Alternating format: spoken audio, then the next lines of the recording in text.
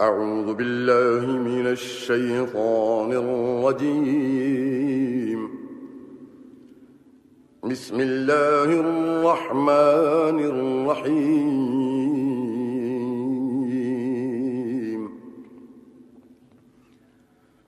لن تنالوا البر حتى تنفقوا مما تحبون وما تنفقوا من شيء فإن الله به عليم. كل الطعام كان حلا لبني إسرائيل إلا ما حرم إسرائيل على نفسه من قبل أن تنزل التوراة. قل فأتوا بالتوراة فاتلوها إن كنتم صادقين.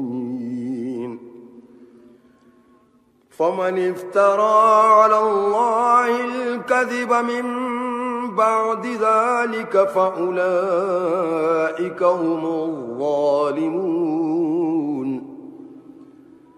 قل صدق الله فاتبعوا ملة إبراهيم حنيفا وما كان من المشركين. إن أول بيت وضع للناس للذي ببكة مباركا وهدى للعالمين. فيه آيات بينات مقام إبراهيم ومن دخله كان آمنا. ولله على الناس حج البيت من استطاع إليه سبيلا ومن كفر فإن الله غني عن العالمين. قل يا أهل الكتاب لم تكفرون بآيات الله والله شهيد على ما تعملون. قل يا أهل الكتاب لم تصدون عن سبيل الله من آمن تبغونها عوجا وأنتم شهداء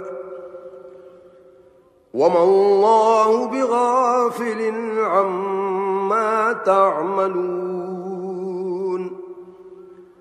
يا أيها الذين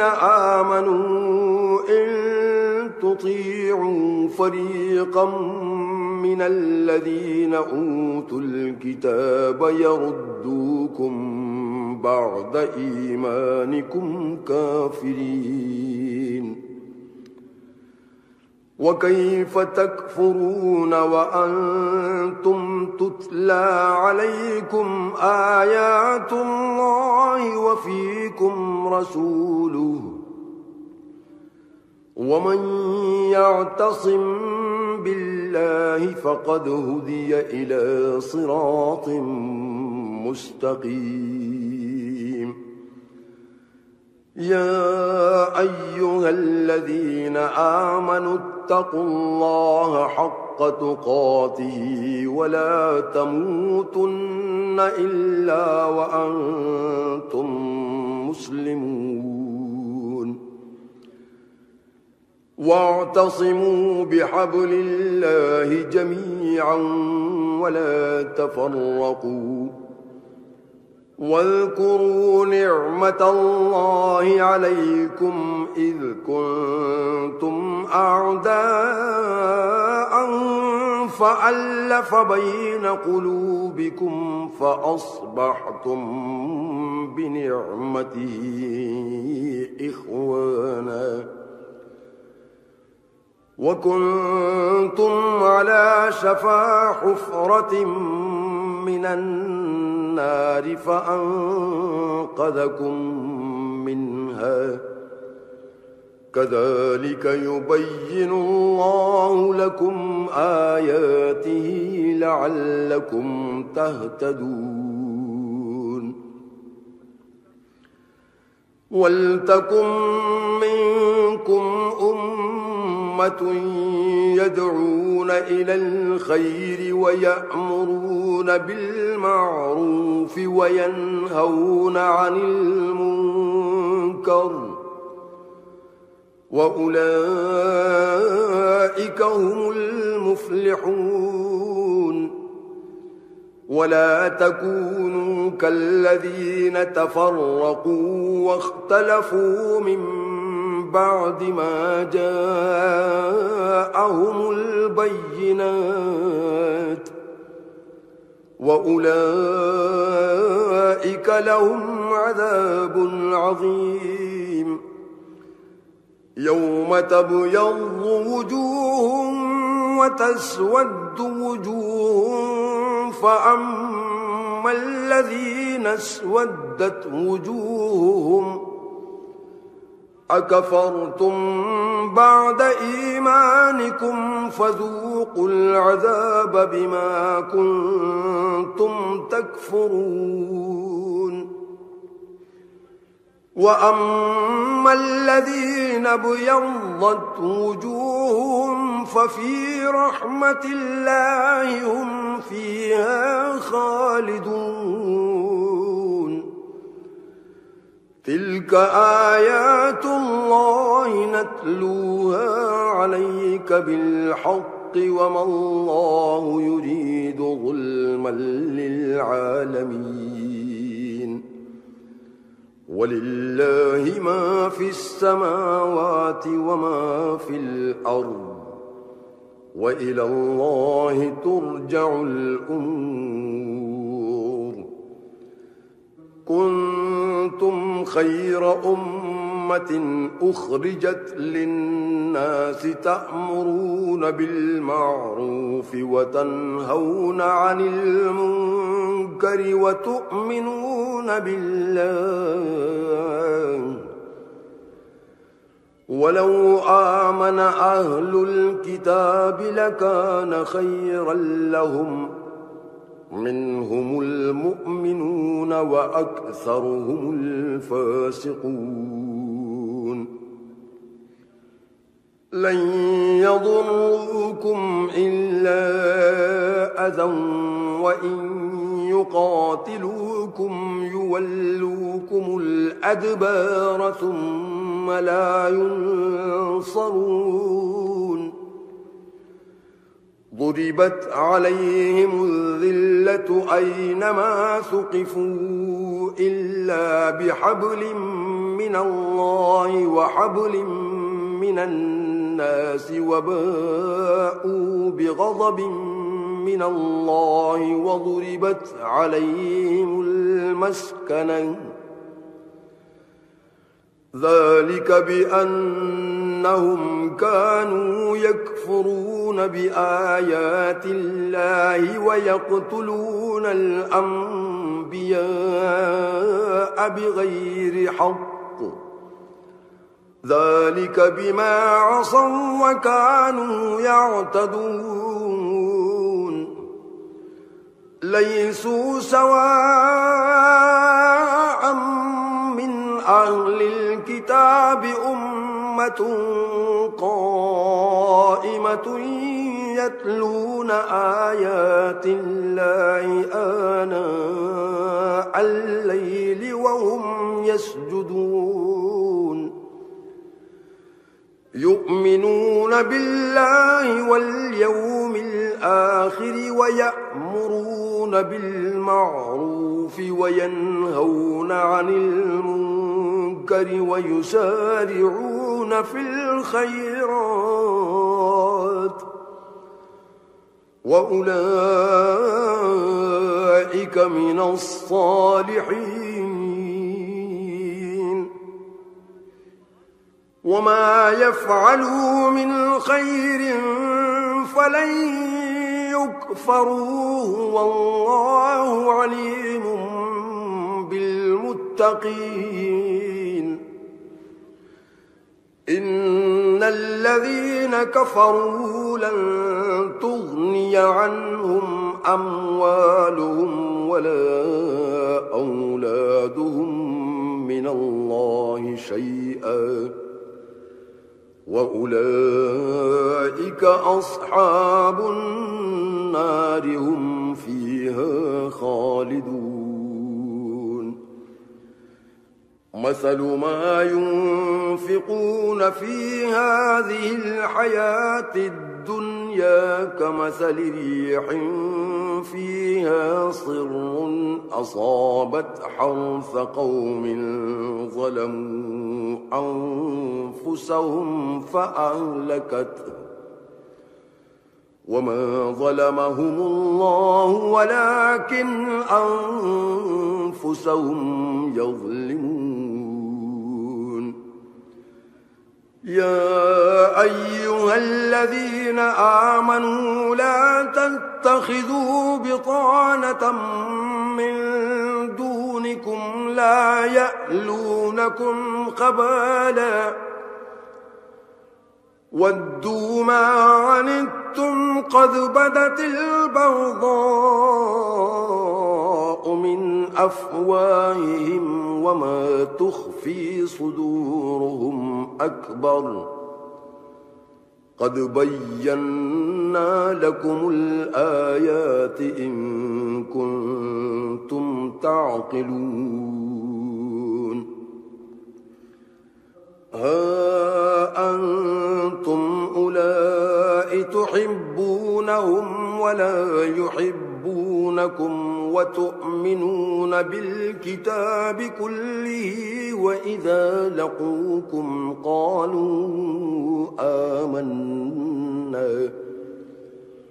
وإذا خلوا عضوا عليكم الأنامل من الغيظ قل موتوا بغيظكم إن الله عليم بذات الصدور إن تمسسكم حسنة تسؤهم وإن تصبكم سيئة يفرحوا بها وإن تصبروا وتتقوا لا يضركم كيدهم شيئا إن الله بما يعملون محيط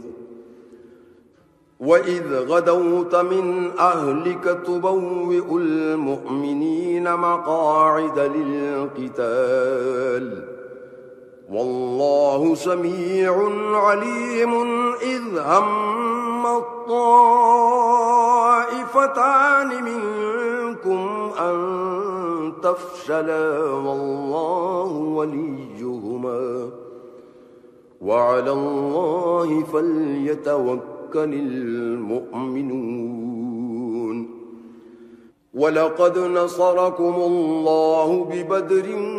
وأنتم أذلة فاتقوا الله لعلكم تشكرون إذ تقول للمؤمنين ألن يكفيكم أن يمدكم ربكم ب3,000 من الملائكة منزلين بلى إن تصبروا وتتقوا ويأتوكم من فورهم هذا يمددكم ربكم ب5,000 من الملائكة مسومين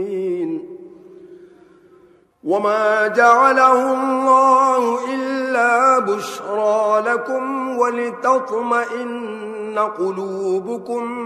به وما النصر إلا من عند الله العزيز الحكيم ليقطع طرفا من الذين كفروا أو يكبتهم فينقلبوا خائبين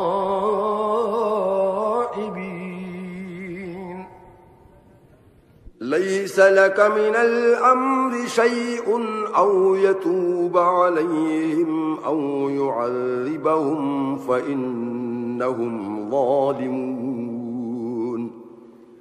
ولله ما في السماوات وما في الأرض يغفر لمن يشاء ويعذب من يشاء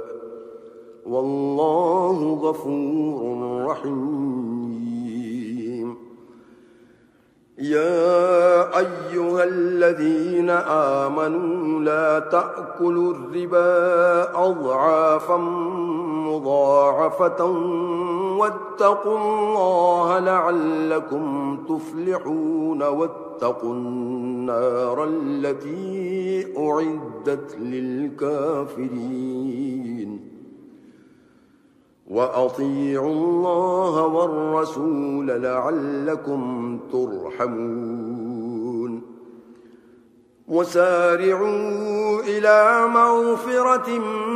من ربكم وجنة عرضها السماوات والأرض أعدت للمتقين الذين ينفقون في السراء والضراء والكاظمين الغيظ والعافين عن الناس والله يحب المحسنين والذين إذا فعلوا فاحشة أو ظلموا أنفسهم ذكروا الله فاستغفروا لذنوبهم ومن يغفر الذنوب إلا الله ولم يصروا على ما فعلوا وهم يعلمون أولئك جزاؤهم مغفرة من ربهم وجنات تجري من تحتها الأنهار خالدين فيها ونعم أجر العاملين قد خلت من قبلكم سنن فسيروا في الأرض فانظروا كيف كان عاقبة المكذبين هذا بيان للناس وهدى وموعظة للمتقين ولا تهنوا ولا تحزنوا وأنتم الأعلون إن كنتم مؤمنين إن يمسسكم قرح فقد مس القوم قرح مثله وتلك الأيام نداولها بين الناس وليعلم الله الذين آمنوا ويتخذ منكم شهداء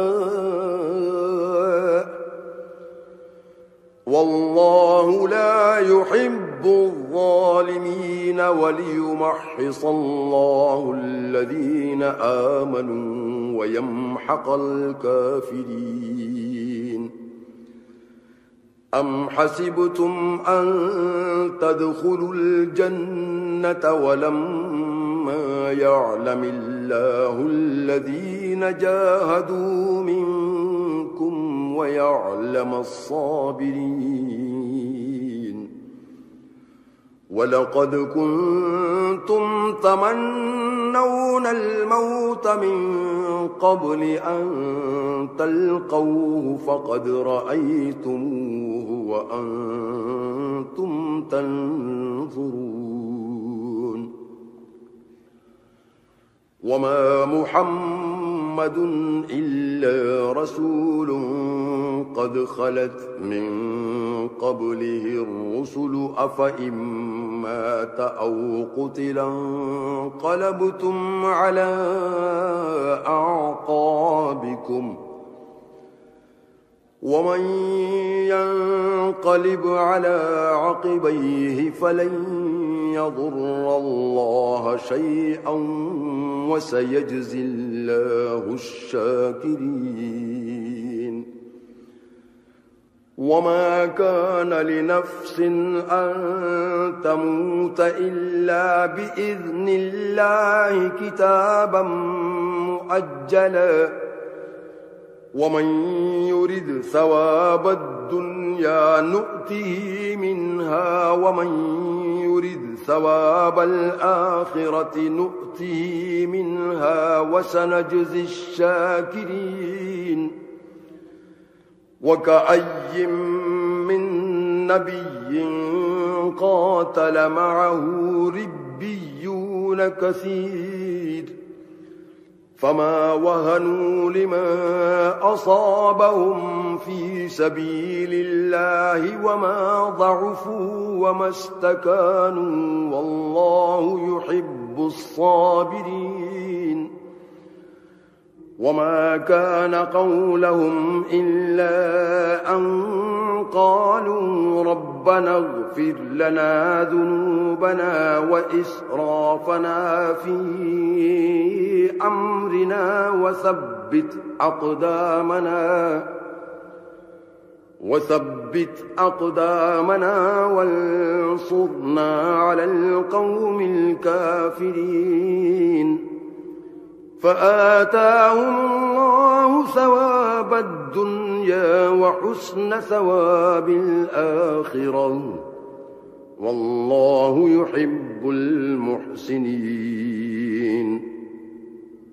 يا أيها الذين آمنوا إن تطيعوا الذين كفروا يردوكم على أعقابكم فتنقلبوا خاسرين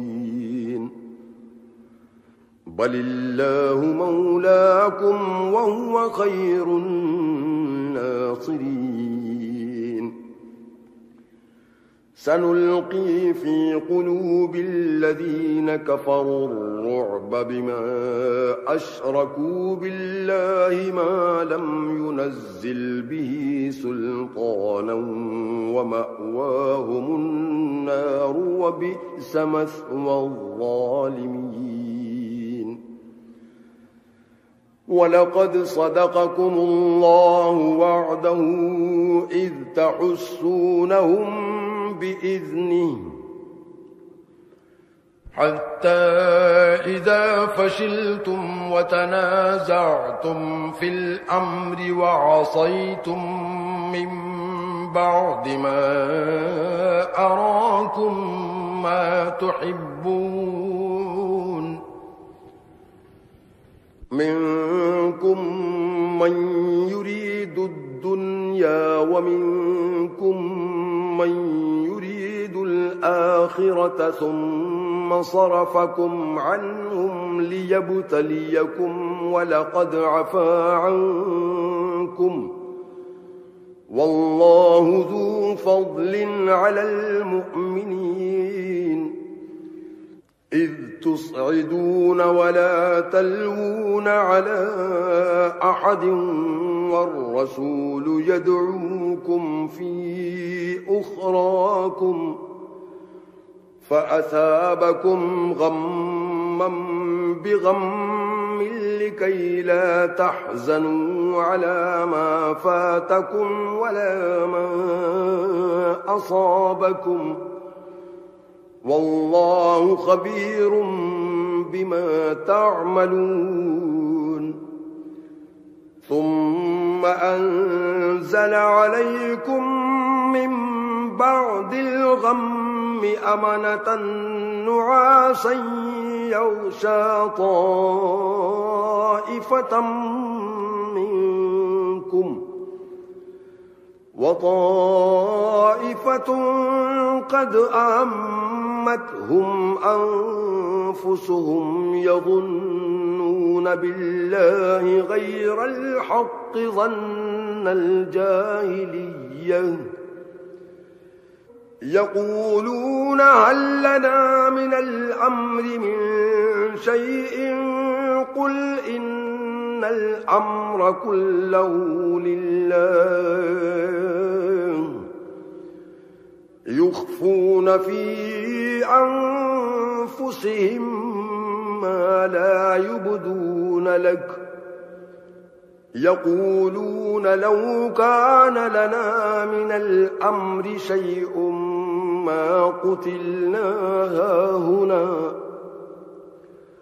قُل لَّوْ كُنتُمْ فِي بُيُوتِكُمْ لَبَرَزَ الَّذِينَ كُتِبَ عَلَيْهِمُ الْقَتْلُ إِلَىٰ مَضَاجِعِهِمْ وَلِيَبْتَلِيَ اللَّهُ مَا فِي صُدُورِكُمْ وَلِيُمَحِّصَ مَا فِي قُلُوبِكُمْ وَاللَّهُ عَلِيمٌ بِذَاتِ الصُّدُورِ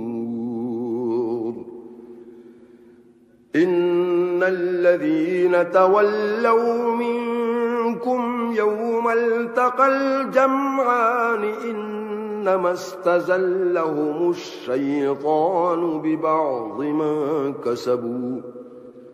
وَلَقَدْ عَفَا اللَّهُ عَنْهُمْ إِنَّ اللَّهَ غَفُورٌ حَلِيمٌ يَا أَيُّهَا الَّذِينَ آمَنُوا لَا تَكُونُوا كَالَّذِينَ كَفَرُوا وَقَالُوا لِإِخْوَانِهِمْ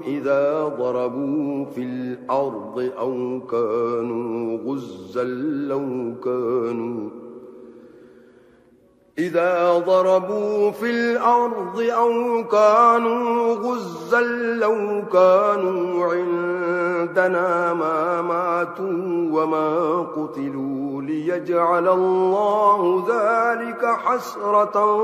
في قلوبهم والله يحيي ويميت والله بما تعملون بصير ولئن قتلتم في سبيل الله أو متم لمغفرة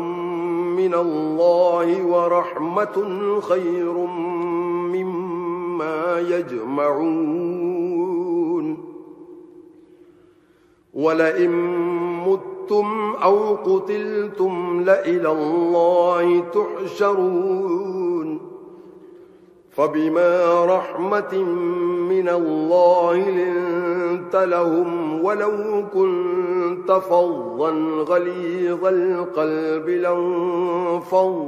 من حولك فاعف عنهم واستغفر لهم وشاورهم في الأمر فإذا عزمت فتوكل على الله إن الله يحب المتوكلين إن ينصركم الله فلا غالب لكم وإن يخذلكم فمن ذا الذي ينصركم من بعده وعلى الله فليتوكل المؤمنون وما كان لنبي أن يغل ومن يغلل يأت بما غل يوم القيامة ثم توفى كل نفس ما كسبت وهم لا يظلمون أفمن اتبع رضوان الله كمن باء بسخط من الله ومأواه جهنم وبئس المصير هم درجات عند الله والله بصير بما يعملون لقد من الله على المؤمنين إذ بعث فيهم رسولا من أنفسهم يتلو عليهم آياته ويزكيهم ويعلمهم الكتاب والحكمة وإن كانوا من قبل لفي ضلال مبين أولما أصابتكم مصيبة قد أصبتم مثليها قلتم أنى هذا قل هو من عند أنفسكم إن الله على كل شيء قدير وما أصابكم يوم التقى الجمعان فبإذن الله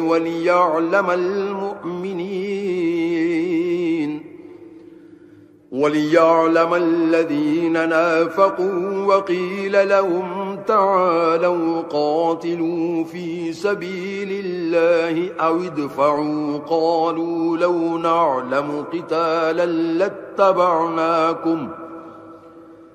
هم للكفر يومئذ أقرب منهم للإيمان يقولون بأفواههم ما ليس في قلوبهم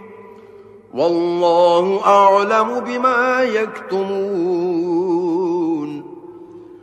الذين قالوا لإخوانهم وقعدوا لو أطاعونا ما قتلوا قل فادرءوا عن أنفسكم الموت إن كنتم صادقين ولا تحسبن الذين قتلوا في سبيل الله أمواتا بل أحياء عند ربهم يرزقون فرحين بما آتاهم الله من فضله ويستبشرون بالذين لم يلحقوا بهم من خلفهم ألا خوف عليهم ولا هم يحزنون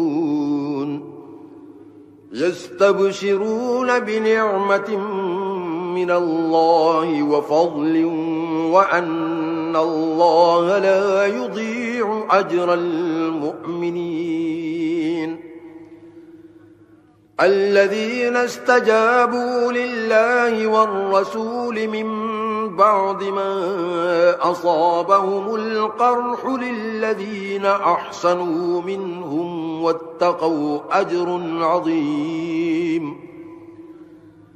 الذين قال لهم الناس إن الناس قد جمعوا لكم فاخشوهم فزادهم إيمانا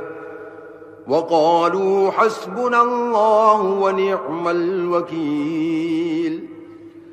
فانقلبوا بنعمة من الله وفضل لم يمسسهم سوء واتبعوا رضوان الله والله ذو فضل عظيم إنما ذلكم الشيطان يخوف أولياءه فلا تخافوهم وخافون إن كنتم مؤمنين ولا يحزنك الذين يسارعون في الكفر إنهم لن يضروا الله شيئا يريد الله ألا يجعل لهم حظا في الآخرة ولهم عذاب عظيم. إن الذين اشتروا الكفر بالإيمان لن يضروا الله شيئا ولهم عذاب أليم. ولا يحسبن الذين كفروا أنما نملي لهم خير لأنفسهم إنما نملي لهم ليزدادوا إثما ولهم عذاب مهين. ما كان الله ليذر المؤمنين على ما أنتم عليه حتى يميز الخبيث من الطيب، وما كان الله ليطلعكم على الغيب ولكن الله يجتبي من رسله من يشاء فآمنوا بالله ورسله وإن تؤمنوا وتتقوا فلكم أجر عظيم. ولا يحسبن الذين يبخلون بما آتاهم الله من فضله هو خيرا لهم بل هو شر لهم، سيطوقون ما بخلوا به يوم القيامة ولله ميراث السماوات والأرض والله بما تعملون خبير. لقد سمع الله قول الذين قالوا إن الله فقير ونحن أغنياء، سنكتب ما قالوا وقتلهم الأنبياء بغير حق ونقول ذوقوا عذاب الحريق، ذلك بما قدمت أيديكم وأن الله ليس بظلام للعبيد. الذين قالوا إن الله عهد إلينا ألا نؤمن لرسول حتى يأتينا بقربان تأكله النار، قل قد جاءكم رسل من قبلي بالبينات وبالذي قلتم فلم قتلتموهم إن كنتم صادقين. فإن كذبوك فقد كذب رسل من قبلك جاءوا بالبينات والزبر والكتاب المنير. كل نفس ذائقة الموت وإنما توفون أجوركم يوم القيامة، فمن زحزح عن النار وأدخل الجنة فقد فاز، وما الحياة الدنيا إلا متاع الغرور. لتبلون في أموالكم وأنفسكم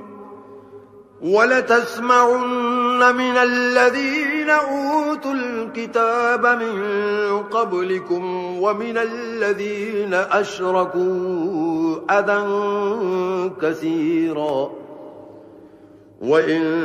تصبروا وتتقوا فإن ذلك من عزم الأمور. وإذ أخذ الله ميثاق الذين أوتوا الكتاب لتبيننه للناس ولا تكتمونه، فنبذوه وراء ظهورهم واشتروا به ثمنا قليلا فبئس ما يشترون. لا تحسبن الذين يفرحون بما أتوا ويحبون أن يحمدوا بما لم يفعلوا فلا تحسبنهم بمفازة من العذاب ولهم عذاب أليم. ولله ملك السماوات والأرض والله على كل شيء قدير. إن في خلق السماوات والأرض واختلاف الليل والنهار لآيات لأولي الألباب الذين يذكرون الله قياما وقعودا وعلى جنوبهم ويتفكرون في خلق السماوات والأرض ربنا ما خلقت هذا باطلا سبحانك فقنا عذاب النار. ربنا إنك من تدخل النار فقد أخزيته وما للظالمين من أنصار. ربنا إننا سمعنا مناديا ينادي للإيمان أن آمنوا بربكم فآمنا. ربنا فاغفر لنا ذنوبنا وكفر عنا سيئاتنا وتوفنا مع الأبرار. ربنا وآتنا ما وعدتنا على رسلك ولا تخزنا يوم القيامة إنك لا تخلف الميعاد. فاستجاب لهم ربهم أني لا أضيع عمل عامل منكم من ذكر أو أنثى بعضكم من بعض. فالذين هاجروا وأخرجوا من ديارهم وأوذوا في سبيلي وقاتلوا وقتلوا لأكفرن عنهم سيئاتهم ولأدخلنهم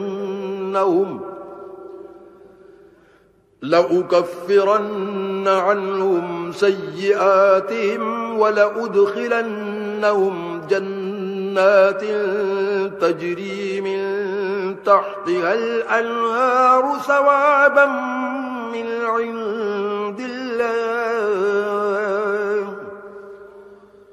والله عنده حسن الثواب. لا يغرنك تقلب الذين كفروا في البلاد متاع قليل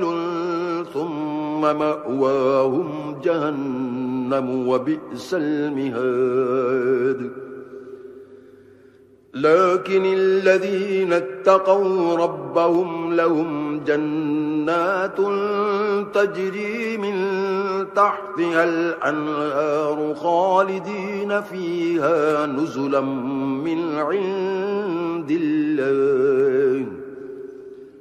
وما عند الله خير للأبرار. وإن من أهل الكتاب لمن يؤمن بالله وما أنزل إليكم وما أنزل إليهم خاشعين لله لا يشترون بآيات الله ثمنا قليلا أولئك لهم أجرهم عند ربهم إن الله سريع الحساب يا أيها الذين آمنوا اصبروا وصابروا ورابطوا واتقوا الله لعلكم تفلحون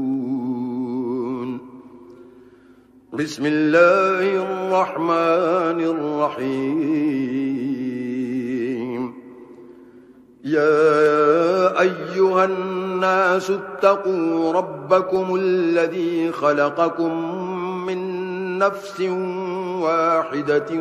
وخلق منها زوجها وبث منهما رجالا كثيرا ونساء واتقوا الله الذي تساءلون به والأرحام إن الله كان عليكم رقيبا وآتوا اليتامى أموالهم ولا تتبدلوا الخبيث بالطيب ولا تأكلوا أموالهم إلى أموالكم إنه كان حوبا كبيرا وإن خفتم ألا تقسطوا في اليتامى فانكحوا ما طاب لكم من النساء مثنى وثلاث ورباع فإن خفتم ألا تعدلوا فواحدة أو ما ملكت أيمانكم ذلك أدنى ألا تعولوا وآتوا النساء صدقاتهن نحلة فإن طبن لكم عن شيء منه نفسا فكلوه هنيئا مريئا ولا تؤتوا السفهاء أموالكم التي جعل الله لكم قياما وارزقوهم فيها واكسوهم وقولوا لهم قولا معروفا وابتلوا اليتامى حتى إذا بلغوا النكاح فإن آنستم منهم رشدا فادفعوا إليهم أموالهم ولا تأكلوها إسرافا وبدارا أن يكبروا ومن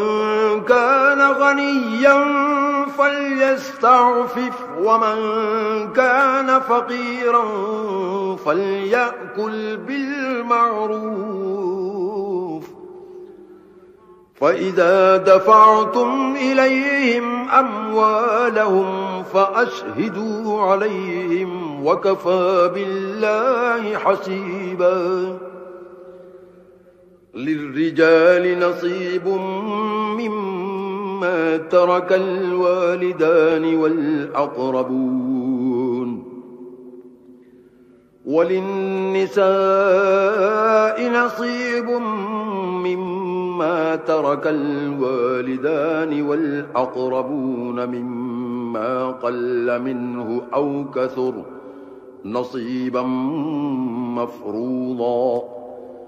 وإذا حضر القسمة أولو القربى واليتامى والمساكين فارزقوهم منه وقولوا لهم قولا معروفا وليخشى الذين لو تركوا من خلفهم ذرية ضعافا خافوا عليهم فليتقوا الله وليقولوا قولا سديدا إن الذين يأكلون أموال اليتامى ظلما إنما يأكلون في بطونهم نارا وسيصلون سعيرا يوصيكم الله في أولادكم للذكر مثل حظ الأنثيين فإن كن نساء فوق 2 فلهن ثلثا ما ترك وإن كانت واحدة فلها النصف ولأبويه لكل واحد منهما السدس مما ترك إن كان له ولد فإن لم يكن له ولد وورثه أبواه فلأمه الثلث فإن كان له إخوة فلأمه السدس من بعد وصية يوصي بها أو دين آباؤكم وأبناؤكم لا تدرون أيهم أقرب لكم نفعا فريضة من الله إن الله كان عليما حكيما ولكم نصف ما ترك أزواجكم إن لم يكن لهن ولد فإن كان لهن ولد فلكم الربع مما تركن من بعد وصية يوصين بها أو دين ولهن الربع مما تركتم إن لم يكن لكم ولد فإن كان لكم ولد فلهن الثمن مما تركتم من بعد وصية توصون بها أو دين وإن كان رجل يورث كلالة أو امرأة وله أخ أو أخت فلكل واحد منهما السدس فإن كانوا أكثر من ذلك فهم شركاء في الثلث من بعد وصية يوصى بها أو دين غير مضار وصية من الله والله عليم حليم تلك حدود الله ومن يطع الله ورسوله يدخله جنات تجري من تحتها الأنهار خالدين فيها وذلك الفوز العظيم ومن يعص الله ورسوله ويتعد حدوده يدخله نارا خالدا فيها وله عذاب مهين واللاتي يأتين الفاحشة من نسائكم فاستشهدوا عليهن 4 منكم فإن شهدوا فأمسكوهن في البيوت حتى يتوفاهن الموت أو يجعل الله لهن سبيلا واللذان يأتيانها منكم فآذوهما فإن تابا وأصلحا فأعرضوا عنهما إن الله كان توابا رحيما إنما التوبة على الله للذين يعملون السوء بجهالة ثم يتوبون من قريب فأولئك يتوب الله عليهم وكان الله عليما حكيما وليست التوبة للذين يعملون السيئات حتى إذا حضر أحدهم الموت قال إني تبت الآن ولا الذين يموتون وهم كفار أولئك أعتدنا لهم عذابا أليما يا أيها الذين آمنوا لا يحل لكم أن ترثوا النساء كرها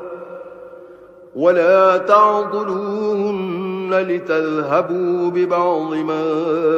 آتيتموهن إلا أن يأتين بفاحشة مبينة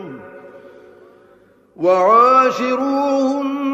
بالمعروف فإن كرهتموهن فعسى أن تكرهوا شيئا ويجعل الله فيه خيرا كثيرا وإن أردتم استبدال زوج مكان زوج وآتيتم إحداهن قنطارا فلا تأخذوا منه شيئا أتأخذونه بهتانا وإثما مبينا وكيف تأخذونه وقد أفضى بعضكم إلى بعض وأخذن منكم ميثاقا غليظا ولا تنكحوا ما نكح آباؤكم من النساء إلا ما قد سلف إنه كان فاحشة ومقتا وساء سبيلا حرمت عليكم أمهاتكم وبناتكم وأخواتكم وعماتكم وخالاتكم وبنات الأخ وبنات الأخت وأمهاتكم اللاتي أرضعنكم وأخواتكم من الرضاعة وأمهات نسائكم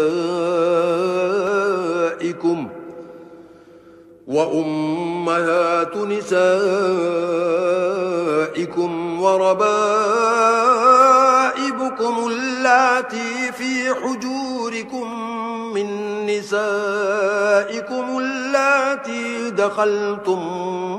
بهن فإن لم تكونوا دخلتم بهن فلا جناح عليكم وحلائل